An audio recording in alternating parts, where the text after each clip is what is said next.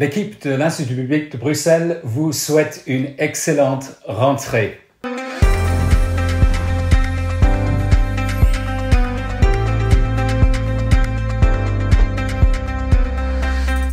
Nous remercions Dieu pour la super promo de nouveaux étudiants à temps plein qui font leur rentrée à l'IBB. Tout est par grâce. En même temps, soyons réalistes, ce n'est pas en un clin d'œil que les institutions de formation pourront répondre à toutes les demandes provenant d'églises sans pasteur. Comment procéder face à la pénurie?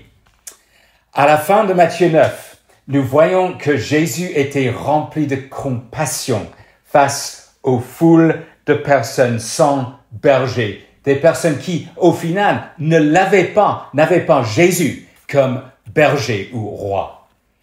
En clair, des foules qui n'ont pas le berger, c'est également vrai en 2025 en Europe francophone comme ailleurs. Quelle devrait être notre réaction face à toutes ces personnes dans nos sociétés qui sont déboussolées? Normalement, la même réaction que Jésus, à savoir la compassion. Et cette compassion se traduit comment dans ce contexte? Eh bien, brûler d'envie de voir un changement, désirer ardemment que ces personnes sans le berger puissent entendre la bonne nouvelle concernant le roi et le pardon des fautes. Comment est-ce que cela peut avoir lieu? Eh bien, s'il y a des ouvriers pour la moisson, fin du verset 37. Mais plus concrètement, comment faire? Il y a peu d'ouvriers. Faites donc connaître les besoins autour de nous.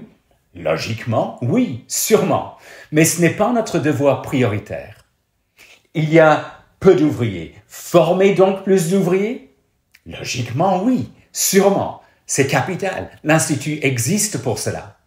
Et dans le contexte, les disciples sont en train de recevoir une formation. Les chapitres 5 à 7 sont destinés à expliquer ce que cela donne d'avoir Jésus comme roi. Et juste après notre passage, il sera question d'une mission formatrice. Jésus les enverra en mission. Mais la formation n'est pas notre devoir prioritaire. Il y a peu d'ouvriers. Élaborez donc une stratégie pour le recrutement d'ouvriers. Logiquement, oui, sûrement. Mais ce n'est pas notre devoir prioritaire. Il y a peu d'ouvriers. Repérez donc les ouvriers potentiels et exhortez-les à se mettre au travail. Logiquement, oui, sûrement, si c'est fait par les bonnes personnes, sur le bon ton et dans le bon cadre. Mais ce n'est pas notre devoir prioritaire.